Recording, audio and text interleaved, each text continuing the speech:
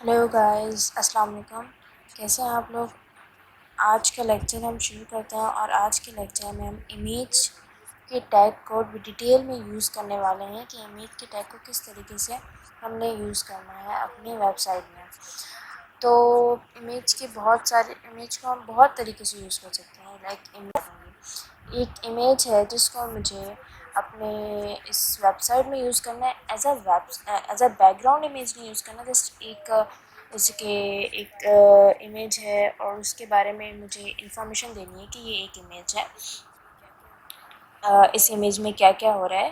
तो ऐसे भी यूज़ कर सकते हैं।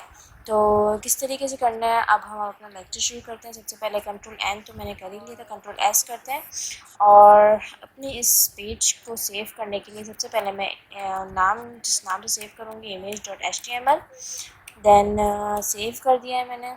इसके बाद अब मुझे क्या करना है कि सिंपल वही HTML का टैग लगाऊंगी, हेड का टैग लगाऊंगी,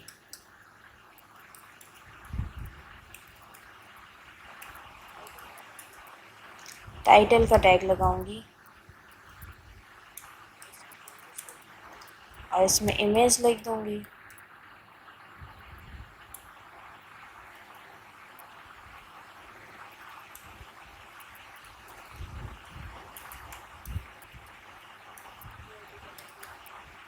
बॉडी का टैग लगाऊंगी। बॉडी के टैग लगाने के बाद यहाँ पे हम एक टैग लगाएंगे जिसका नाम है IMG। IMG के टैग लगाने के बाद इसमें जो एट्रीब्यूट लगता है वो SRC मीन सोर्स है, जो मैं पिछले लेक्चर में आपको बता चुकी हूँ कि SRC क्या होता है। ठीक है, अब हम क्या करेंगे, मैं ये बता देती हूँ आपको कि अब हमने क्या करना है। ये टैग हमने एट्रीब्यूट लगा लिया है। नेक्स्ट जो हमारा जो काम होगा वो हमने यहाँ पे इमेज का लिंक देना होगा। SRC, ये देखें यहाँ पे इमेज का अच्छा, मैंने आपको पहले भी अपनी लास्ट वीडियो में बताया था कि आप जिस फाइल पे काम कर रहे हैं वो जहाँ पर सेव है वहीं पर आपकी इमेज भी सेव होनी चाहिए। अगर आपकी इमेज सेव नहीं है वहाँ पे तो आपको थोड़ी सी डिफ़िकल्टी होगी आपको एक्सेस कराने में कि इमेज कहाँ पे रखी हुई है वो। तो ये प्रॉब्लम थोड़ी सी होगी जो आपको फेस करनी पड़ेगी, लेकिन खैर उसका भी हल बता दूँगी कि वो किस तरीके से यूज़ करते हैं। ठीक है, अभी हम इसमें और क्या क्या करना है मैं आपको बता देती हूँ। ये सोर्स का एट्रीब्यूट लगेगा। सोर्स का एट्रीब्यूट लगने के बाद ये क्लोज हो जाएगा सिंपल, और यहाँ पे हम लिंक दे देंगे। अब मेरी जो फाइल बनी हुई है HTML, इसके अंदर एक पिक है 1.jpg। ये पिक है, मैं चाह रही हूँ कि ये पिक यूज़ हो। ठीक है, यहाँ पे मैं 1.jpg की फ़ाइल, अच्छा आपकी पिक जो भी पिक है उसका जो भी फॉर्मेट है आपको वो फॉर्मेट, अगर वो JPG के फॉर्मेट में है तो आपको JPG में लिखना है, अगर वो PNG के फॉर्मेट में है तो PNG लिखना है, अगर वो जिस भी फॉर्मेट में है आपको वो फॉर्मेट यहाँ पे लिखना है। मेरी जो पिक है वो JPG के फॉर्मेट में है तो मैं JPG के फॉर्मेट लिखूँगी 1.jpg, कंट्रोल एस करूँगी, देन इसको मुझे रन करना है, रन एक्टिव फाइल, और आप देख सकते हैं ये पिक आ चुकी है। ये एज अ बैकग्राउंड मैंने यूज़ नहीं किया, अगर मुझे बैकग्राउंड यूज़ करना होता तो वो भी बता देती हूँ, लेकिन अभी जो हम कर रहे हैं वो देख लेते हैं। तो ये हो गया। अब मैं कुछ ऐसा चाह रही हूँ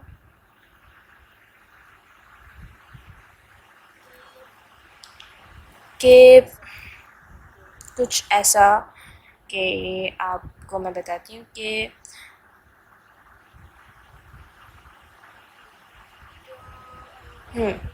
तो मैं बता रही थी कि इमेज क्या है। इमेज जो है,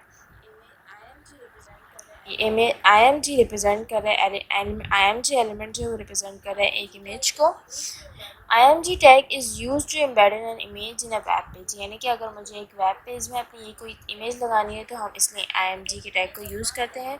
ठीक है, image are not technically inserted into a web page, image are link to web page, यानी कि हम इमेज को लिंक करते हैं वेब पेज में। The image tag creates a holding space for the reference image. ठीक है, SRC specifies the path to the image, यानी कि सोर्स जो है वो स्पेसिफाई करता है कि इमेज का पाथ किधर है, इमेज कहाँ पे रखा हुआ है। ठीक है, सही है, ये हो गया है। अब हम इसमें करते हैं,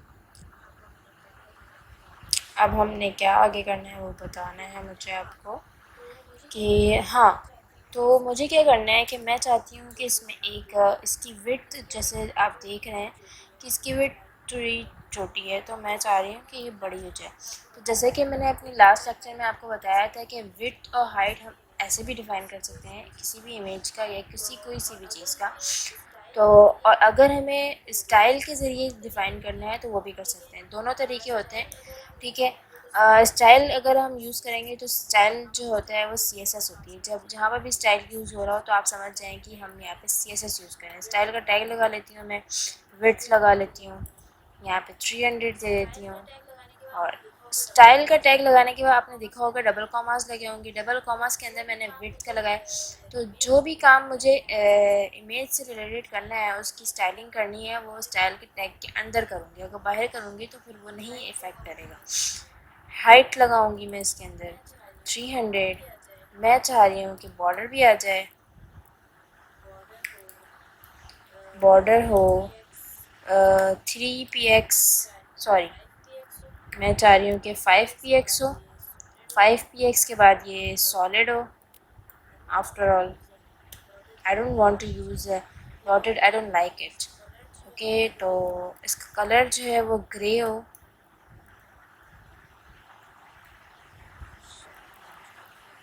शायद मैंने कुछ गलत कर दिया है।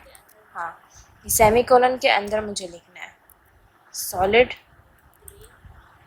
और grey, Ctrl+S, terminal, run active file. और आप देख सकते हैं इसका बॉर्डर भी लग गया, इसका साइज़ भी चेंज हो गया पहले के मुताबिक। और इसमें बॉर्डर जो है वो ग्रे है और वो 5 पिक्सल चौड़ा हो गया। ठीक है, ये तो चीज़ हो गई है। अब अब क्या करना है हमने, अब जो नेक्स्ट चीज़ हम सीखेंगे वो ये है कि इसके बगैर, स्टाइलिंग के बगैर, मैं स्टाइलिंग के बगैर, स्टाइल का टैग मुझे यूज़ नहीं करना है। मैं स्टाइल के टैग के बगैर मैं चाह रही हूँ कि विड्थ और हाइट डिफ़ाइन हो। तो मैंने स्टाइल का टैग हटा दिया है, डबल कॉमास हटा दिए, Ctrl+S करना है। अच्छा, एक चीज़ जब हम यूज़ करते हैं तो ये स्टाइल में हम ये सेमीकोलन लगाते हैं, तो मैं इसको हटा देती हूँ। ठीक है, और इसमें डबल कॉमास लगा देती हूँ। ओह शिट,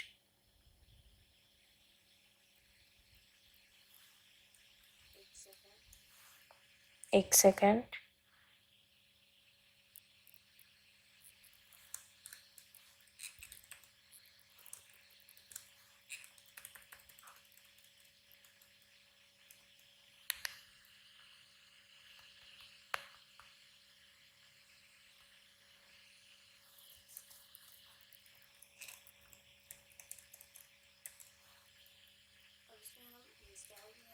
और उसमें हम स्टाइल में हम ये सेमीकोलन यूज़ करते हैं, इसमें इज इक्वल टू यूज़ करेंगे।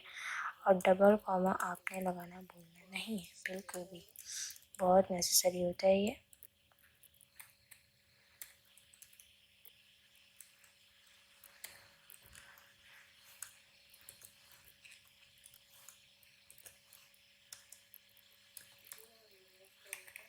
ये हम रिमूव कर देते हैं कि मेरे नहीं ख्याल के ये यूज़ होगा इसमें। Ctrl+S करेंगे, टर्मिनल में जाएंगे, रन एक्टिव फाइल करेंगे। देखें बॉर्डर मैंने का कलर कुछ भी नहीं डिफ़ाइन किया था, तो ये ब्लैक हो गया और ये सब कुछ बिल्कुल वैसा ही है। मैं ट्राई करती हूँ बट मैं एम नॉट श्योर क्योंकि मैंने ये यूज़ नहीं किया है। तो सॉलिड और ग्रे में यूज़ करके देखती हूँ इसमें। Solid grey control S terminal run active file. As usual ये इफेक्ट कुछ भी नहीं हुआ, कुछ भी असर नहीं हुआ इसमें। आई थिंक सॉलिड का एस मैंने कुछ गलत लगा दिए। फिर कंट्रोल एस करेंगे, टर्मिनल पे जाएंगे, रन एक्टिव फाइल करते हैं, अभी भी कुछ नहीं हुआ। तो इसका दूसरा तरीका ये है,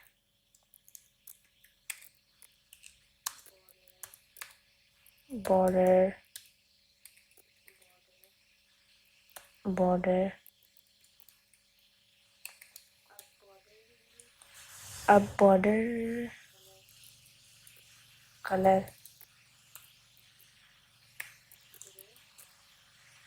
grey control S terminal run active file. कुछ भी ऐसा नहीं हुआ क्योंकि मुझे शायद पता नहीं है, आई डोंट नो, बट खैर इतना तो आपको समझ में आ गया होगा।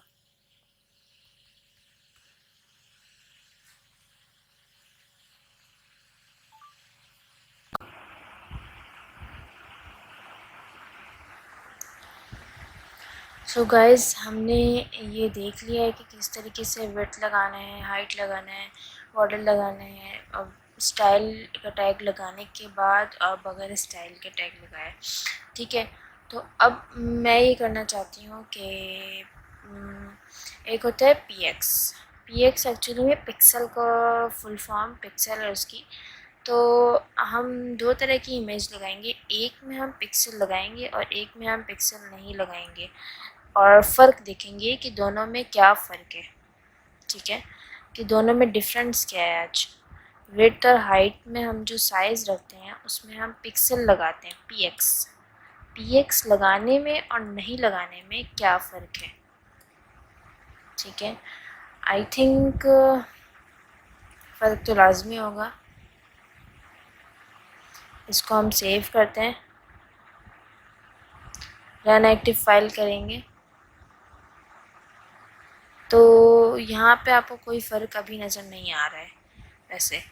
वैसे तो कोई फ़र्क नहीं। मैं एक इमेज डाउनलोड करती हूँ, HTML की इमेज डाउनलोड करती हूँ।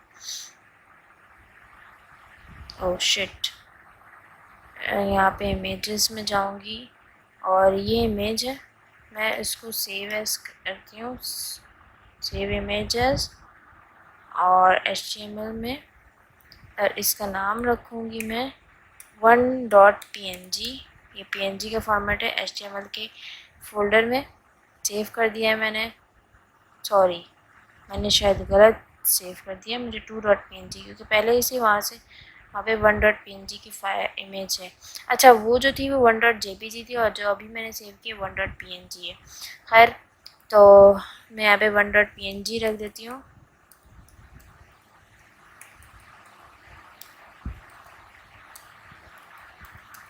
कंट्रोल एस करती हूँ और दोबारा से टर्मिनल पे जाऊँगी, रन एक्टिव फाइल करूँगी। अभी भी मेरे ख्याल में कोई इतना, सॉरी गाइस, कोई इतना बड़ा डिफरेंस नहीं शो हो रहा है, ठीक है। तो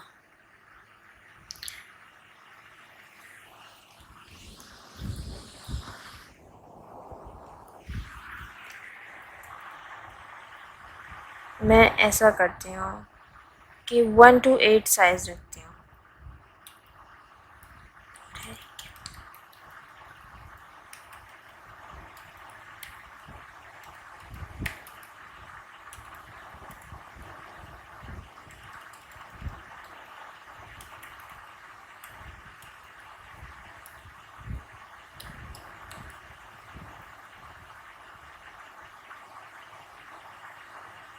अभी भी कोई डिफरेंस नहीं है।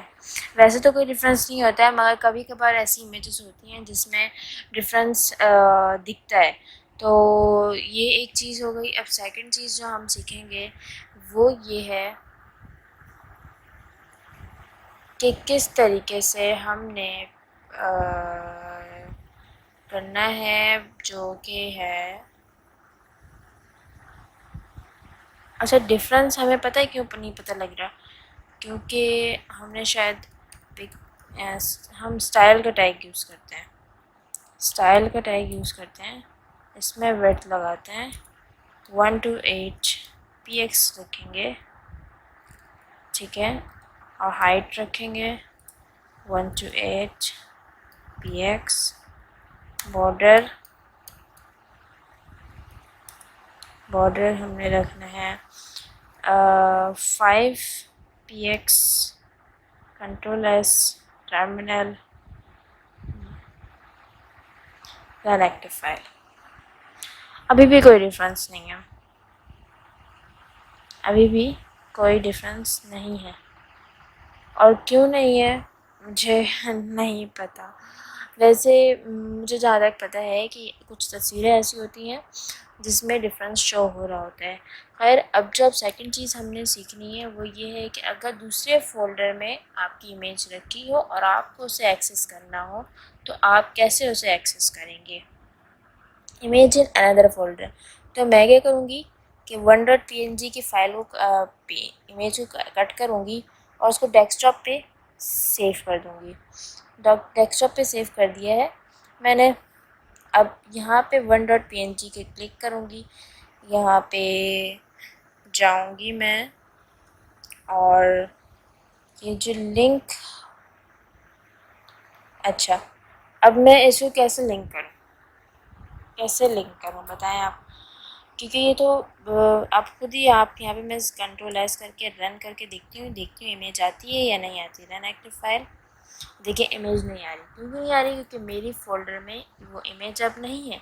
अब इसको मैं कैसे करूँगी,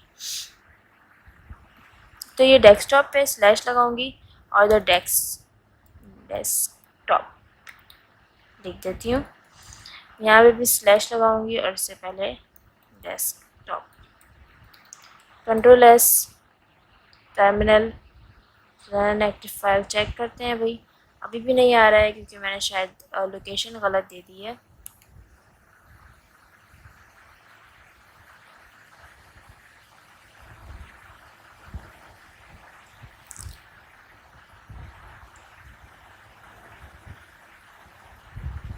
और लोकेशन में मैंने क्या गलत किया है वो ये है, कंट्रोल एस करते हैं, दोबारा से चेक करते हैं, नहीं होगा फिर चेक करेंगे, रन एक्टिव फाइल करेंगे और ये अभी भी नहीं आ रहा है। तो मैं इसको क्लिक करूँगी, प्रॉपर्टीज़ में जाऊँगी, प्रॉपर्टीज़ में जाने के बाद हम यहाँ पे देखेंगे ये है इसकी लोकेशन, इसको कॉपी करना है कंट्रोल सी, और अब मुझे यहाँ पे जाना है, बैक एंड करना है कंट्रोल वी, और मे भी चल जाए, मे नॉट भी ना चले, कंट्रोल एस। अभी मैं उतना ही करती हूँ, टर्मिनल में जाऊँगी, रन एक्टिव फाइल करूँगी और देखें जो मैंने लोकेशन कॉपी की थी जहाँ पे, वहाँ पे आ गई ये पिक, और जिस तरह जहाँ पे नहीं हुई थी वहाँ पे नहीं आई है। तो मैं यहाँ पे भी रख देती हूँ, तो आपको पता लगे कि लोकेशन किस तरीके से कॉपी करना है हमने। अगर दूसरे फोल्डर में आपकी इमेज रखी हुई है तो ये देखें चल गया है ये। अब अगर मुझे वेब से एक इमेज उठानी है तो मैं किस तरीके से उठाऊंगी, क्या मेरे किसी डायरेक्टली मैं वेब से उठाना चाहती हूँ, जैसे कि मैं यूआरएल देना चाहती हूँ तस्वीर के लिए, तो जहाँ से मैंने इमेज कॉपी की थी मैं वहीं पे जाऊँगी, मैं यहाँ का लिंक उठाऊँगी, कंट्रोल सी करूँगी और अपने इसमें जाती हूँ और इसको मैं पेस्ट करती हूँ। देन मैं चेक करती हूँ कि ये चलता भी है या नहीं। कंट्रोल एस, शायद कुछ ज़्यादा ही बड़ा हो गया है, खैर लिंक नहीं आया, लिंक नहीं शो हो रहा है। क्या मैंने इसको 2 दफ़ा टाइप कर दिया है? बिल्कुल। कंट्रोल एस दोबारा चेक करते हैं और अभी भी नहीं आया है, तो ऐसा क्यों हुआ है? ये भी देख लेते हैं। इस इमेज को खोलेंगे और ये इमेज जहाँ रखी हुई है वहाँ की लिंक हम कॉपी करते हैं। ये इमेज खुल गई है और मैं अब इस लिंक को कॉपी करूँगी और अब ये लगाऊंगी।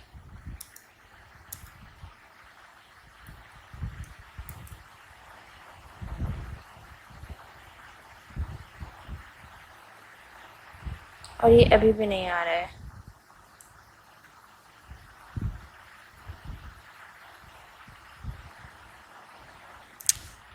एक काम करते हैं, अब करते हैं Ctrl+C।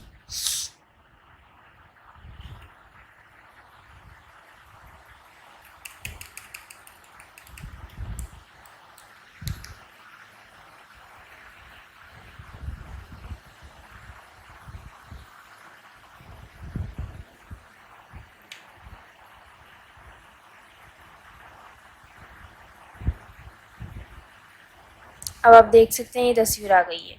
पहले जो था वो उसकी एक्चुअल प्लेस नहीं थी तस्वीर की, जो ये है इसमें एक्चुअल मैंने तस्वीर को खोला है, उसके बाद इसकी एक्चुअल प्लेस शो होने लगी है। अब मैंने इसको कॉपी किया। तो ये बात आपको भी ध्यान में रखनी पड़ेगी कि आपकी जो तस्वीरें वेबसाइट से अगर आप यूआरएल उसके ले रहे हैं तो उसका यूआरएल सही होना चाहिए। जैसे कि अभी मुझे प्रॉब्लम हो रही थी, आपको भी ऐसी ही प्रॉब्लम होगी। तो यूआरएल मस्ट बी सेम, ठीक है। नेक्स्ट चीज़ जो हम पढ़ेंगे कि एनिमेटेड इमेज को हम किस तरीके से लगाएंगे। तो इसके लिए भी हमें क्या करना होगा कि एक GIF डाउनलोड करूँगी मैं। जैसे कि GIF लिख के सर्च करती हूँ मैं और इमेजेस में जाऊँगी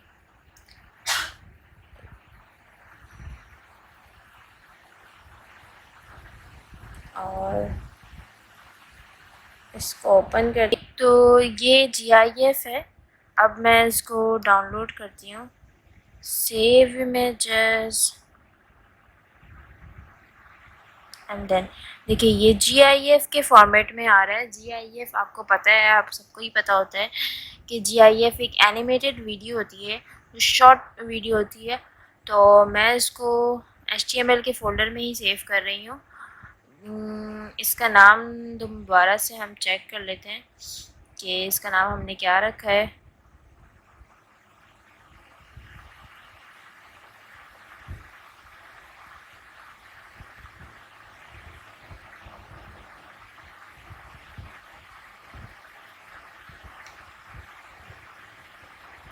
GIPHY Giphy.gif। तो मैं ये सारा कुछ रीड करती हूँ।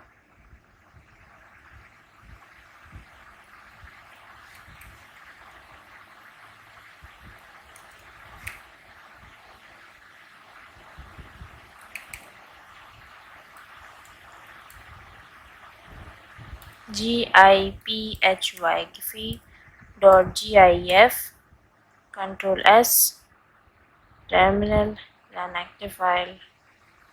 और आप ये देख सकते हैं कि GIF को हम किस तरीके से यूज़ करते हैं,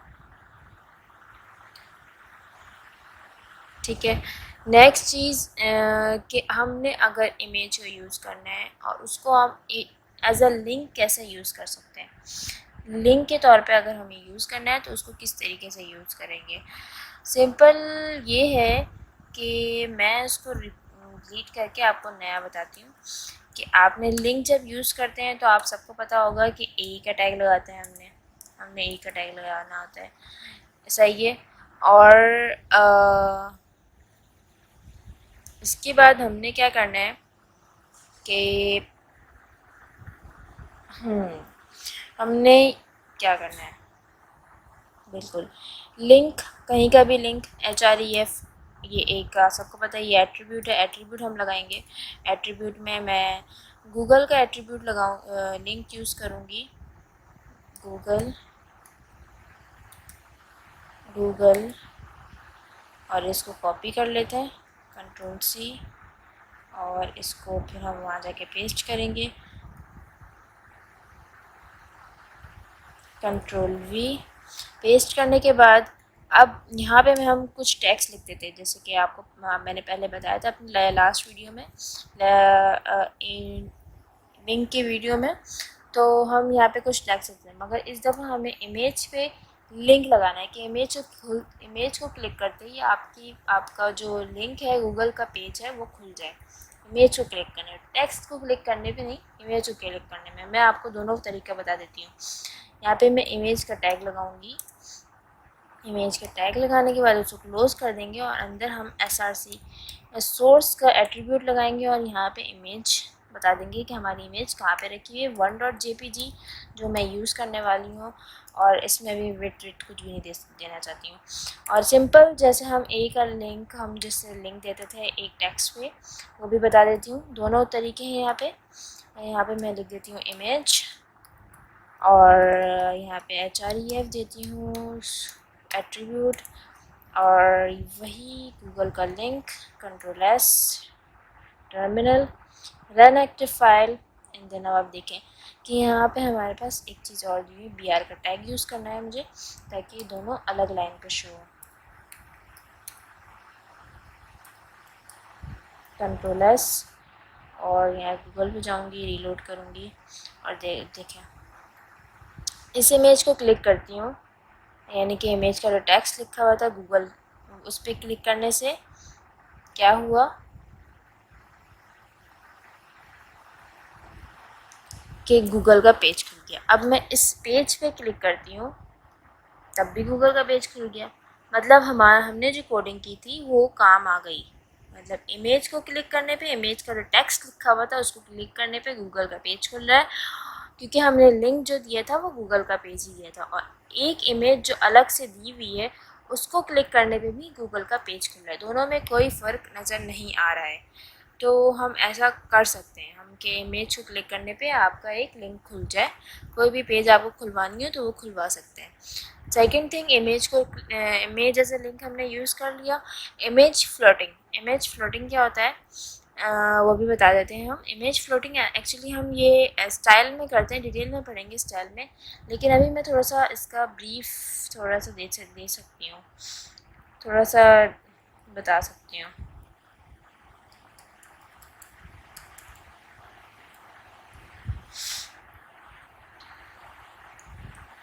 और 1.jpg दूँगी, ठीक है। और इमेज फ्लोटिंग एक्चुअली में क्या होता है, इमेज फ्लोटिंग में हमने ज़्यादा कुछ नहीं करना होता, सब कुछ वैसे ही है जैसे हम स्टाइल का टैग लगाते थे, स्टाइल का एट्रीब्यूट यूज़ करते थे विड्थ और हाइट को डिफाइन करने के लिए। इसी दफ़ा भी हम स्टाइल का एट्रीब्यूट यूज़ करेंगे और विड्थ और हाइट भी लगाएंगे हम 300 px, और हाइट का एट्रीब्यूट भी लगाएंगे हम 300 px।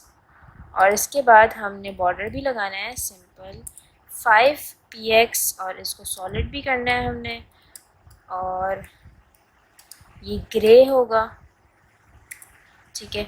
अब फ्लोटिंग क्या चीज़ है, फ्लोटिंग एक्चुअली में हमें बताता है कि फ्लोटिंग का मतलब है right, left, up, down. Float का टैग यूज़ करते हैं, और इसमें मैं चाहती हूँ कि ये राइट साइड पर हो, सॉरी ये लेफ़्ट साइड पर हो, ताकि थोड़ा डिफरेंस पता लगे हमें कि क्या हो रहा है एक्चुअली में। टर्मिनल में जाएंगे, रन एक्टिव फाइल करेंगे। अच्छा, लेफ़्ट तो इसी साइड होता है तो हम लेफ़्ट पे ही रहा, वो मैं राइट साइड पे कर लेती हूँ ताकि फ़र्क पता लग जाए हमें।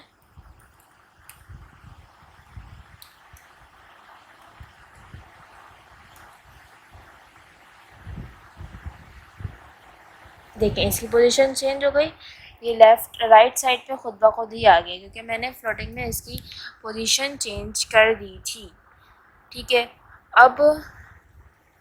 अब इसमें ये आपको पता चल गया कि इमेज को हम फ्लोट कैसे करेंगे, राइट पे कैसे रखेंगे, टॉप पे अगर हमें रखना हो तो वैसे तो टॉप पे होता नहीं है, सेंटर पे रखना हो, राइट पे रखना हो, लेफ़्ट पे रखना हो, कहीं भी रखना हो आपको, तो हम कैसे करेंगे ये देख लिया है आपने। सो गाइस, तो हमने यहाँ पे देख लिया है कि हम इसको किस तरह रन कर रहे हैं और हमने फ्लोटिंग का एट्रीब्यूट किस तरीके से यूज़ करना है। ठीक है, मेरे ख्याल में आज के लेक्चर के लिए इतना काफ़ी है। नेक्स्ट लेक्चर में हम मज़ीद HTML सीखेंगे और देखेंगे कि किस तरीके से और HTML के और क्या क्या एट्रीब्यूट्स हैं, कोड्स हैं, टैग हैं। अगर आपको मेरी वीडियो पसंद आई है तो उसको लाइक ज़रूर करिएगा, चैनल को सब्सक्राइब ज़रूर करें, फीडबैक के लिए कमेंट ज़रूर करें ताकि मुझे पता चले कि मैं कैसी वीडियो बना रही हूँ। अगर कुछ गलती है, कुछ समझ नहीं आ रहा है तो मुझे बताएं ताकि मुझे पता लगे। Thank you so much. अल्लाह हाफ़िज़।